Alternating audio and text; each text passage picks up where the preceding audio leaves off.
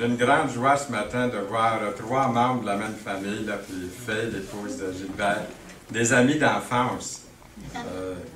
Michel, hein, avait 15 ans quand j'ai connu Michel. Et puis, je pense que Serge avait 9 ans, 10 ans, quelque chose comme ça. Je pense que Gilbert est à peu près de mon âge. Alors, de voir ces trois personnes, on a fait notre jeunesse ensemble. Quand j'ai vu rentrer Gilbert ici ce matin, ça me donne une joie, ça me remet en arrière. Persévérer, chers frères et sœurs, dans la vie chrétienne, c'est une aventure extraordinaire. Alors, je loue le Seigneur pour chacun de vous ici ce matin. Je suis content de vous voir. Et je pensais pendant le cantique aussi, j'aimerais apporter une petite réflexion. On a chanté « J'ouvrirai les cieux hein, ». Il va ouvrir les cieux pour nous. La pensée qui m'est venue, c'est que le ciel s'est ouvert quand Étienne a été lapidé pour le nom de Jésus.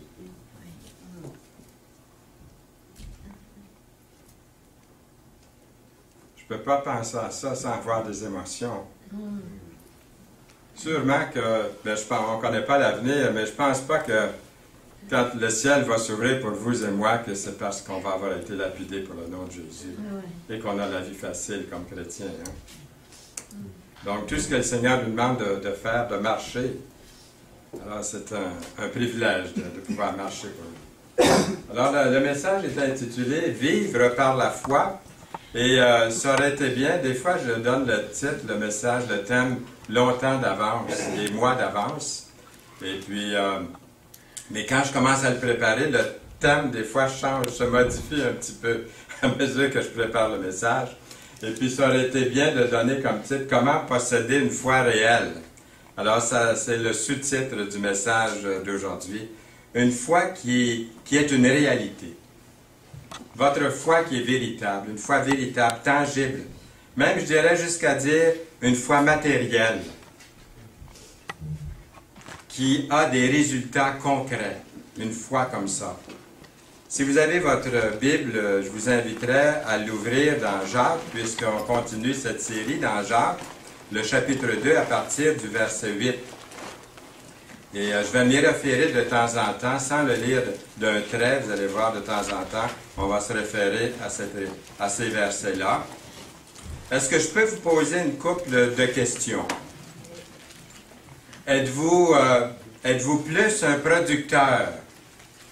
Dans la chaise d'un producteur, êtes-vous plus un producteur ou un bon penseur?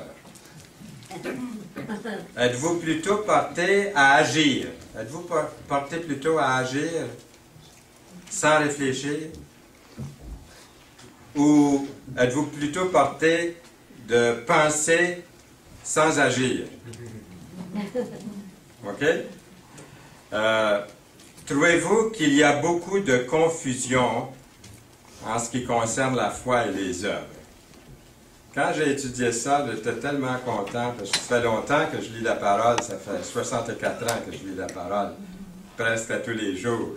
Je ne dis pas ça pour me vanter, mais c'est une nourriture, ça nous l'apprend, la parole. Et puis, j'ai souvent considéré ces sujets-là, et probablement j'ai donné des messages là-dessus, mais on dirait que cette fois-ci, en l'étudiant, j'aimerais ça vous transmettre là, ce que je trouve dans cet épître concernant la foi et les œuvres. Certaines personnes disent que tout est par la foi, puis que les œuvres ne comptent pas du tout. D'autres disent que tant que vous travaillez assez dur, vous pourrez obtenir quelques crédits éternels concernant votre salut. Hein? On a souvent les deux cas. Et pour aggraver les choses, certains ont opposé l'apôtre Paul et Jacques. Même dans l'histoire, il fait un temps où on avait même enlevé l'épître de Jacques, parce qu'on disait que ça ne concorde pas avec les épîtres de Paul, voyez-vous. On les a opposés l'un contre l'autre pour prouver leur point de vue ou leur interprétation. Quelquefois, c'est ce qu'on a fait. Mais la parole de Dieu ne se contredit pas. C'est la parole de Dieu. Et nous croyons que la Bible est inspirée de Dieu. Je crois que la Bible est inspirée de Dieu. Nous avons ce beau verset dans 2 Timothée 3,16 qui dit « Toute l'Écriture est inspirée de Dieu et utile pour enseigner, pour convaincre, pour corriger, pour instruire dans la justice. La Bible est la parole de Dieu. Il y en a qui disent la Bible contient la parole de Dieu. La Bible est la parole de Dieu. C'est la parole de Dieu. Et puis, c'est la parole écrite de Dieu. Nous croyons que la Bible est vraie, que la Bible est cohérente. Elle ne nous apprend pas des choses qui sont fausses, la Bible. Nous croyons que Jésus-Christ s'est montré tel qu'il est. On a vu ça dans la première réunion ce matin. Il s'est montré tel qu'il est. Et il s'est manifesté comme Fils de Dieu, digne de confiance. Il a appris, et puis il nous a appris, en tant que Fils de Dieu, Fils de l'homme, il nous a appris que les Écritures ne peuvent pas être brisées. Nous avons ce verset dans Jean 10, 35 qui dit « L'Écriture ne peut être anéantie ». Paul écrit dans Éphésiens 2, 8 et 9, et nous allons y revenir à ce verset-là un petit peu plus tard, on va le lire plus dans son contexte. Mais ici, l'apôtre Paul dit « C'est par la grâce ». Une grâce, c'est quelque chose qu'on ne mérite pas, comme vous savez. C'est par la grâce que vous êtes sauvés, par le moyen de la foi. Ce n'est point par les œuvres. Et lui, Jacques, dans son épître, chapitre 2, verset 17, il dit ceci, « Il en est ainsi de la foi. Si elle n'a pas les œuvres, elle est morte en elle-même. » Alors, qui a raison? Qui a raison, Paul ou Jacques? On va voir dans un instant qui est-ce qui a raison. Jacques souligne les œuvres du croyant par rapport à la foi. Paul insiste sur l'œuvre du Christ par rapport à la foi. Vous allez voir qu'à mesure qu'on y va, les deux sont parfaitement d'accord. Mais un souligne une partie à cause d'un problème qu'il y avait avec certaines personnes, et l'autre souligne une autre partie très importante, mais tous les deux disent la même chose au fond, soulignent la même chose. Jacques souligne que le résultat de notre foi devrait être les fruits qui s'en suivent dans le verset 14 du chapitre 2. Paul veut s'assurer que l'objet de votre foi est le Christ. Et non pas un mélange de justice personnelle avec la justice de Dieu basée sur autre chose que sur d'autres personnes aussi que le Seigneur Jésus-Christ. Jacques a écrit son épître pas très longtemps après la résurrection, peu de temps après la résurrection du Seigneur Jésus-Christ, quand l'Église était en très grande partie encore juive, et puis aussi très proche de l'enseignement de l'Ancien Testament, bien présent dans leur esprit. Paul, de son côté, écrit, lui, plus tard, beaucoup plus tard, lorsque la conversion des païens commençait à se faire, les non-juifs se convertissaient. Et ça, wow! Les non-juifs soulèvent des questions qu'ils ne s'étaient jamais eux-mêmes posées. C'était nouveau, c'était quoi ça? T'sais? Et même, ils n'avaient pas pensé à ça. Il faut le voir de cette façon-ci. Paul a écrit, lui, sur le légalisme, tandis que Jacques a écrit sur la paresse des chrétiens. Et puis, les Éphésiens voulaient, eux autres, travailler à leur salut, le mériter, faire quelque chose pour leur salut. Et Paul a dû leur faire comprendre que le salut est acquis gratuitement en Jésus-Christ. Tandis que les lecteurs de Jacques, eux, ne veulent pas travailler du tout. Point à la ligne. Jacques est obligé de leur faire comprendre que leurs œuvres démontreront qu'ils ont vraiment la foi, une foi vivante, une foi authentique, une foi qui sauve. La première œuvre, souvent, de quelqu'un qui est sauvé, c'est de se faire baptiser. Ça, c'est sa première œuvre. Une œuvre d'amour, une œuvre d'affection pour Jésus qui les a sauvés. J'ai eu une semaine extraordinaire. Il faut que je vous en parle très brièvement. Mais jeudi soir, j'ai été invité dans une famille et les gens nous ont invités parce qu'ils voulaient entendre parler du Seigneur. C'est rare quand ça arrive comme ça. Ils voulaient entendre parler de Dieu. Et puis, il y en avait déjà un qui avaient cru au Seigneur parmi ceux qui étaient là, mais ils ne s'étaient pas encore fait identifier par les eaux du baptême. Et puis les 4 autres qui étaient là, tous les 4 ont accepté le Seigneur. Et puis ils ont tous été baptisés samedi matin à Saint-Jean-sur-Richelieu. Ces gens-là viennent, il y en a qui viennent de Belleuil, d'autres de Saint-Jean, d'autres de Farnham. Et ce matin, ils sont tous les 5 dans l'assemblée de Farnham pour prendre le pain et le vin. Est-ce qu'on ne donne pas de gloire à Dieu pour ça? Wow! Moi, ça m'est pas arrivé souvent dans ma vie. C'est ça que je souhaite pour l'Assemblée ici, mais on le voit. Dernièrement, j'étais à Yolande, puis après la réunion qu'on avait eue des ouvriers, des pasteurs, dernièrement, Noël était là, Serge aussi, d'autres. Et puis, on discutait, puis c'est comme on était tous démoralisés, les anciens qui étaient là, les pasteurs. On se disait une question à peu près semblable à celle-ci. Est-ce que Dieu sauve encore des gens dans nos assemblées, dans nos églises? Chez nous, on n'a pas vu. Un autre dit, on n'a pas vu du tout, on n'a pas vu ça. Mais c'est comme si le Seigneur m'avait dit cette semaine, écoute Fernand, là, le vent de l'Esprit souffle et il veut. Vous autres, qu'est-ce que c'est qui est votre responsabilité? La prière, mais aussi évangéliser et continuer à vivre votre foi. La foi est vivante, la foi est authentique, on la vit. Et puis on laisse le reste au Seigneur. Il n'y a pas d'âme de sauver. Découragez-vous pas, continuez à semer pareil. Un jour, un jour, un jour. Et puis le Seigneur fait des grandes choses. Les Éphésiens voulaient être en mesure, eux autres, de réclamer que leurs œuvres contribuaient à leur salut, tandis que Jacques a voulu faire comprendre que la vraie foi produit des œuvres. Les Éphésiens voulaient sentir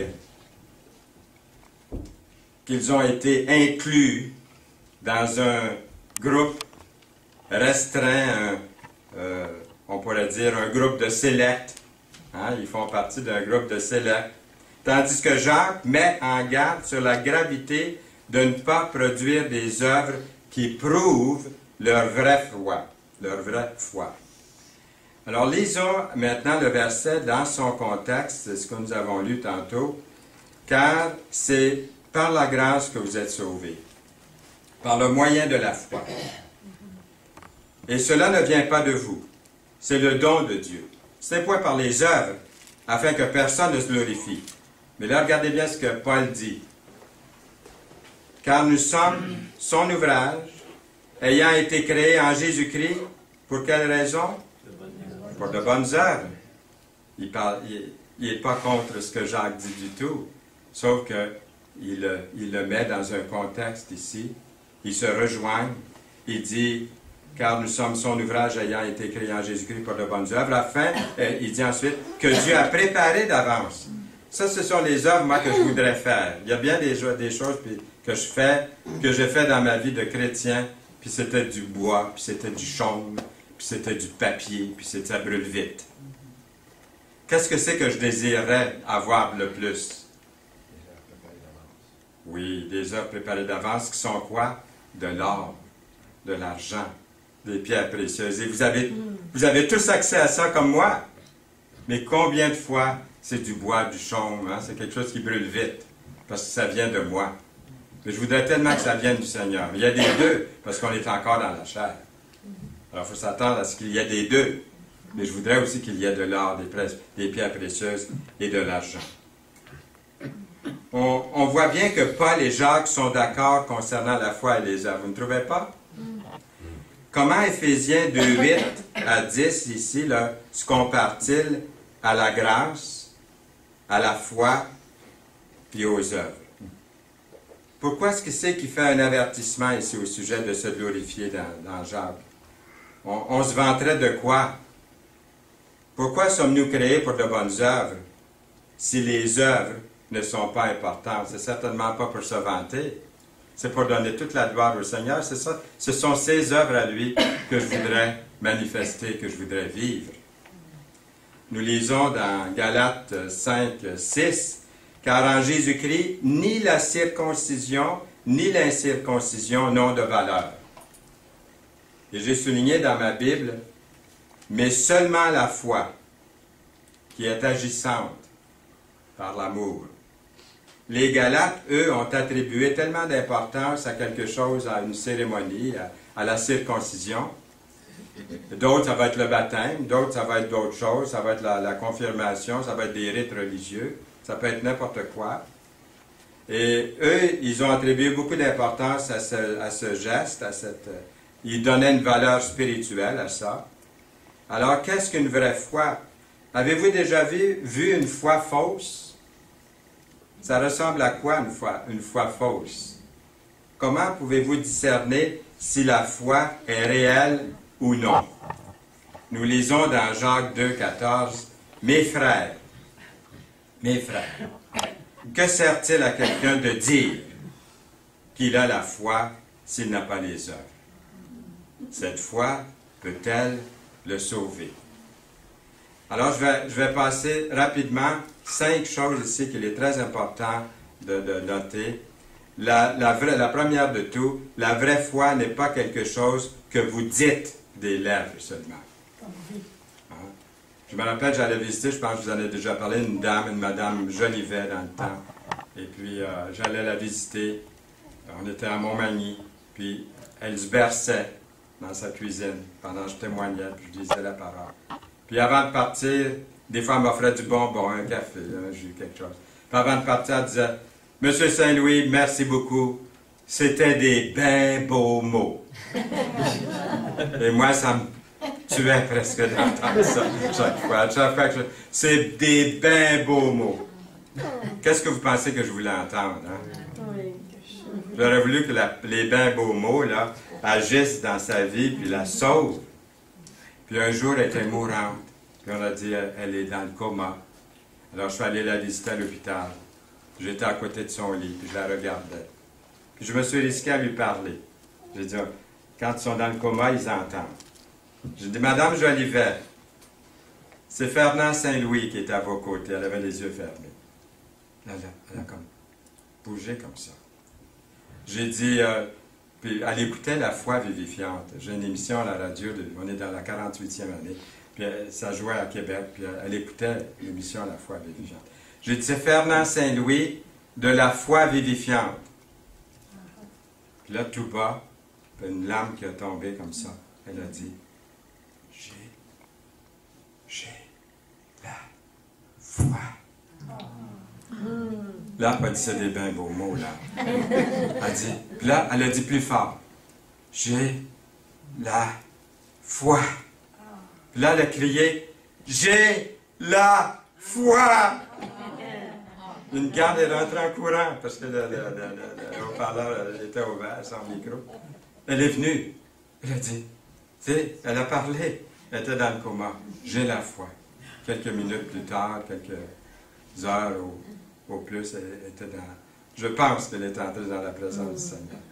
On dit qu'il faut toujours accepter le Seigneur comme sauveur avant de mourir.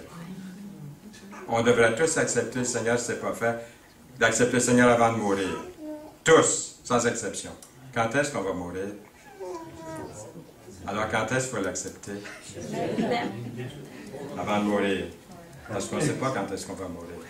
S'il y a quelqu'un ici ce matin qui n'a pas l'assurance de son salut, c'est maintenant votre jour favorable de l'accepter comme sauveur. Donc, la foi, la vraie foi, n'est pas quelque chose que vous dites des lèvres, mais c'est quelque chose qui est dans le cœur. Nous lisons ce verset que vous connaissez dans Matthieu 7, 21. « Ceux qui me disent « Seigneur, Seigneur » n'entreront pas tous dans le royaume des cieux, mais seulement celui qui fait la volonté de mon Père qui est dans les cieux. » Se dire représentant de Jésus même n'est pas suffisant. Nous lisons dans 1 Jean 2, 6, « Celui qui dit qu'il demeure en lui doit marcher aussi, comme il a marché lui-même. » Les œuvres rejoignent la foi authentique. De quelle façon Jésus a-t-il marché? Quelles sont les preuves que Jésus est là dans ma vie, dans votre vie? Comment les autres vont-ils savoir que nous lui appartenons? Je vais vous donner un exemple biblique dans Jacques 2, les versets 15. Jacques donne des exemples. Il dit, « Si un frère ou une sœur sont nus et manquent de la nourriture de chaque jour, et que l'un d'entre vous leur dise, « Allez en paix, chauffez-vous et rassasiez-vous, et que vous ne leur donniez pas ce qui est nécessaire au corps, à quoi cela sert-il? Il en est ainsi de la foi. Si elle n'a pas les œuvres, elle est morte en elle-même. Là, j'aimerais vous citer un extrait de l'encyclopédie.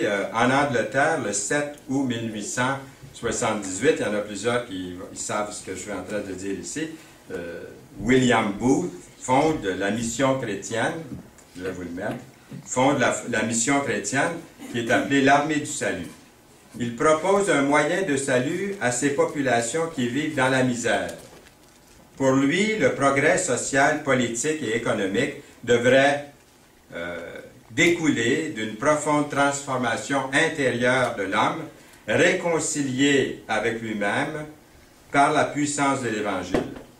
William Booth sait cependant qu'avant de partager la promesse biblique, il faut pouvoir lui proposer des conditions de vie décentes sur terre. Et c'est l'origine de la devise « Soup, soap, salvation ». Soupe, savon, salut. C'est ça qui était le début de l'Armée du Salut. Jacques démontre dans son épître que les mots ne signifient pas grand-chose, surtout si nous avons la capacité de faire quelque chose, de faire plus que ça. Deuxièmement, la vraie foi n'est pas simplement quelque chose qu'on ressent. Il y en a qui peuvent dire « je me sens avoir la foi, je ressens la foi ». C'est quoi la foi?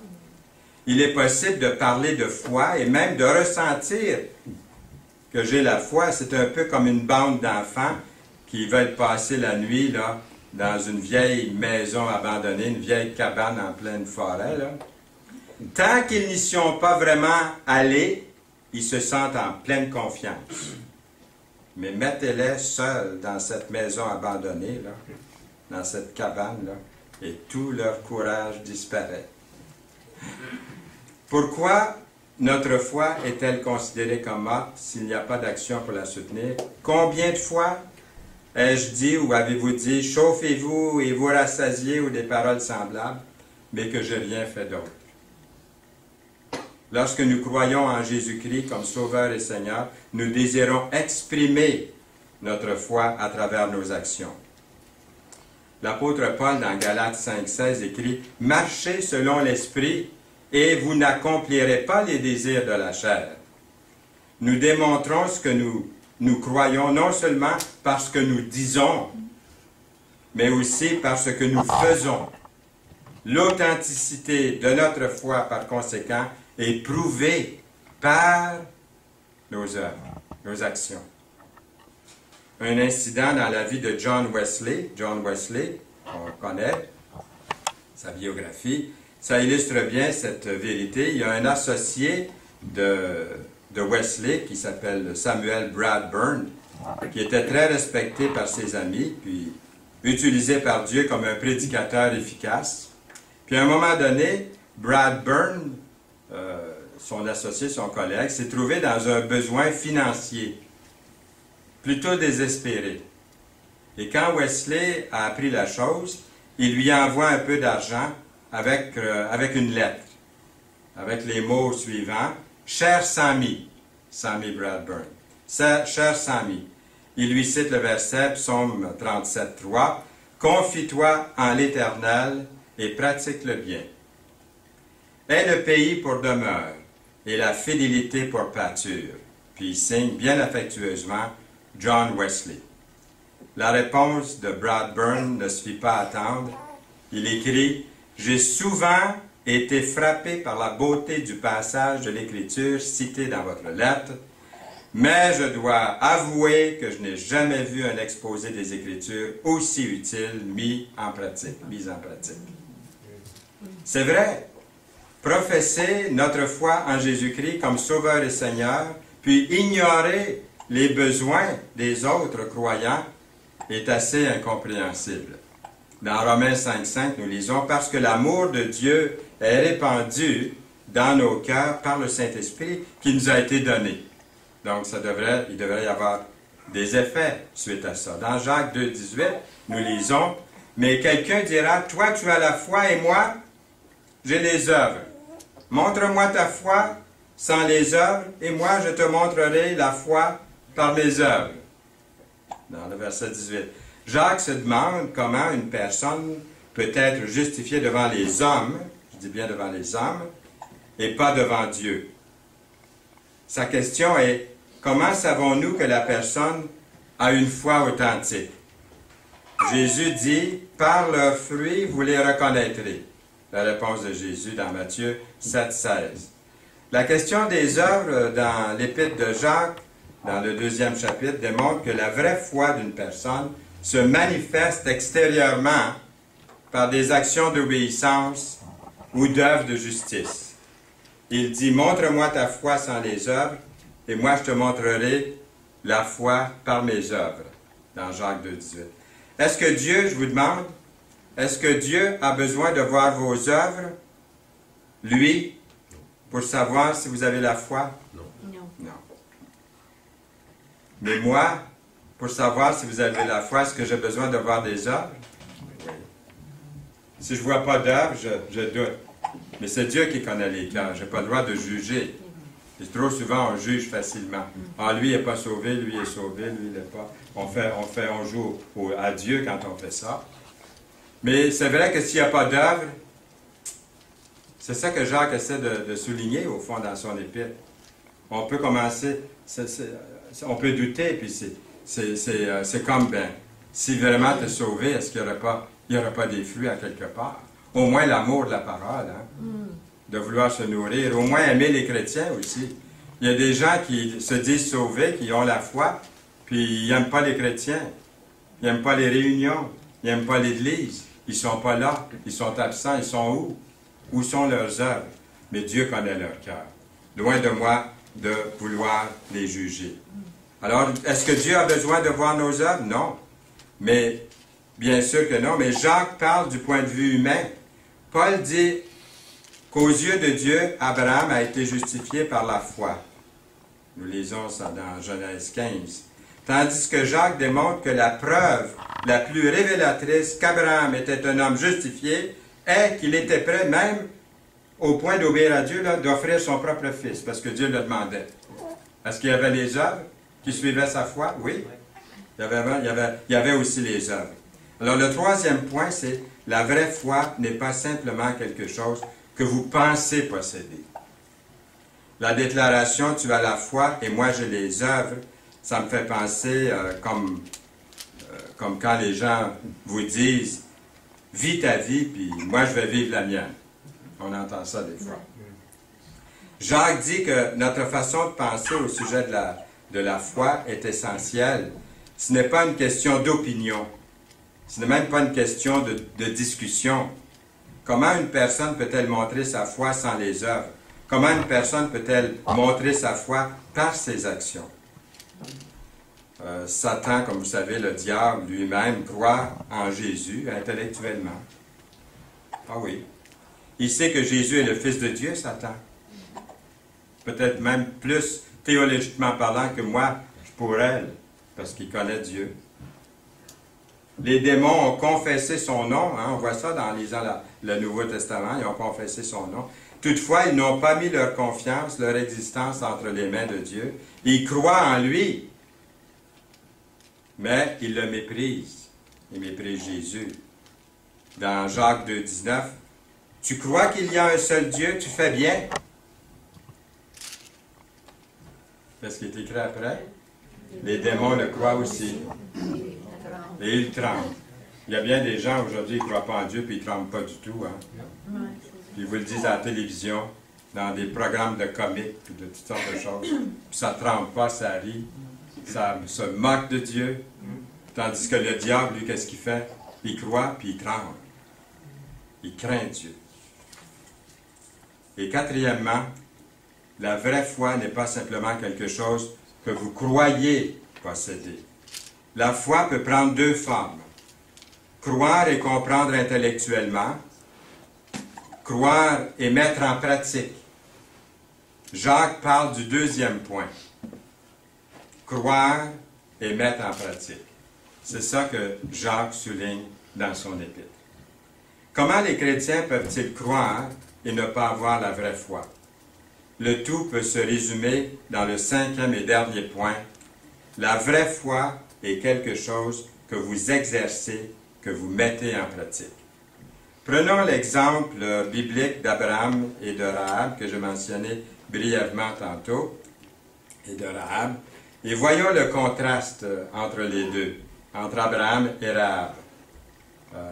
On a un homme, on a une femme, on a un juif, Abraham, on a une non-juive, Abraham un patriarche, et puis Rahab une prostituée.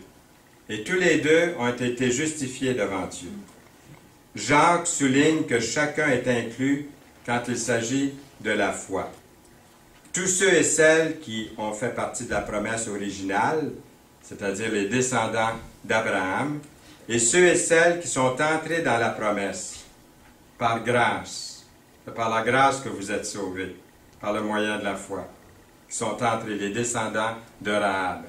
Si Rahab, qui provenait d'un tel contexte que vous connaissez, qu'on a vu brièvement, pouvait être finalement considérée comme juste elle, quel espoir y a-t-il pour moi, pour vous, pour chacun de nous ici, d'être sauvés? Veux-tu savoir, ô homme vain, que la foi sans les œuvres est inutile? Nous lisons dans le chapitre 2, verset 20. Verset 21. Abraham, notre père, ne fut-il pas justifié par les œuvres lorsqu'il offrit son fils Isaac sur l'autel? Ensuite, il dit, tu vois que la foi agissait par ses œuvres, et que par les œuvres, la foi fut rendue parfaite. Ainsi s'accomplit ce que dit l'Écriture, Abraham crut à Dieu, et cela lui fut imputé à justice. Et il fut appelé ami de Dieu. Ensuite, vous voyez que l'homme est justifié par les œuvres, et non par la foi seulement. Rahab, la prostituée, ne fut-elle pas également justifiée par les œuvres lorsqu'elle reçut les messagers et qu'elle les fit partir par un autre chemin? Et le verset 26. Comme le corps sans esprit est mort, de même la foi sans les œuvres est morte. Il parle toujours de nos œuvres aux yeux du monde. Si le cœur a vraiment été transformé par le Christ, par la foi placée en lui, la personne lui appartient à Dieu. Mais puisqu'il n'y a pas d'œuvre, on peut avoir des doutes. Dieu connaît le cœur ici si la personne vraiment a cru en lui. On raconte l'histoire d'un vieil Écossais qui utilisait sa chaloupe pour transporter des passagers. Et sur une de ses rames, il était écrit « foi ». Et sur l'autre rame, il était écrit « œuvre ». Alors, qu'est-ce que c'est que... On comprend bien le message que ce vieil Écossais voulait donner. Hein? Qu'est-ce qui arrive si on rame avec seulement qu'une rame? Vous avez déjà ramé, hein? Qu'est-ce qui arrive si vous ramez avec l'autre rame seulement? La même chose, hein? Vous tournez en rond. Si on utilise seulement une rame, on sait ce qui arrive. On tourne en rond, en cercle. Les deux rames doivent être utilisées pour aller de l'avant. Jacques est en train de nous dire, ce n'est pas la foi ou les œuvres. Ça, c'est très important ce qu'on voit ici, là, en résumé. Jacques est en train de nous dire, ce n'est pas la foi ou les œuvres. Ce n'est pas une question d'option. Nous n'avons pas à choisir quelle approche nous devons prendre. Deuxièmement, ce n'est pas la foi et les œuvres. Pas du tout. Pour le salut, ce n'est pas une combinaison des deux, une partie d'un, et puis une partie de foi, puis une partie des œuvres. C'est pas ça. C'est quoi? La foi, c'est la foi qui œuvre. La vraie foi, c'est la foi qui œuvre. En raison de notre croyance et de la confiance placée dans le Christ, nos œuvres confirment notre foi. S'il n'y a pas d'œuvre pour démontrer notre foi, y a-t-il une vraie foi? Comment nos actions peuvent-elles témoigner de notre foi? Comment les actions d'Abraham ont-elles appuyé sa foi? Si vous étiez arrêté par la police parce que vous êtes chrétien, y aurait-il assez de preuves pour démontrer que vous êtes chrétien? Passez-y un instant. Quelles seraient les preuves dans votre vie que vous appartenez à Jésus? Si nous devions interviewer vos amis au sujet de votre marche avec Dieu, qu'est-ce qu'ils diraient? Comment les gens sont-ils touchés par une foi authentique qui porte du fruit? Et je n'ai pas trouvé de meilleure explication, je pense, sur Jacques, l'épître de Jacques, que Martin Luther, hein? Celui qui a fait la Réformation en Allemagne. Martin Luther a tellement bien expliqué. Il écrit « L'homme est justifié par la foi seul, sans les œuvres. Mais extérieurement et publiquement devant le peuple, il est justifié par ses œuvres. » Ensuite, il écrit « L'une est une justification publique, l'autre une justification intérieure. Dans ce sens que la justification publique est un fruit, un résultat, une preuve de la justification dans le cœur. » Ensuite, il dit « De la même manière, les fruits de l'arbre proclament que l'arbre est bon. Il porte de bons fruits selon sa nature intérieure. » C'est ce que signifie Jacques dans son épître lorsqu'il dit « La foi sans les œuvres est morte. » Le fait que les œuvres ne suivent pas la confession de foi est un signe presque certain que cette foi-là n'est pas la foi qui sauve, mais seulement une fausse conception que les gens appellent foi. La gloire du Seigneur Jésus-Christ dans l'Évangile n'est pas seulement le fait que nous dépendons entièrement du Christ pour notre salut, mais aussi il s'agit de dépendre entièrement sur le Christ qui a fait de nous des êtres qui font les œuvres qu'il a préparées d'avance pour nous. Ne dépendre entièrement sur Christ et la façon dont nous sommes justifiés et comment nous sommes sanctifiés. Paul a frappé la bonne note.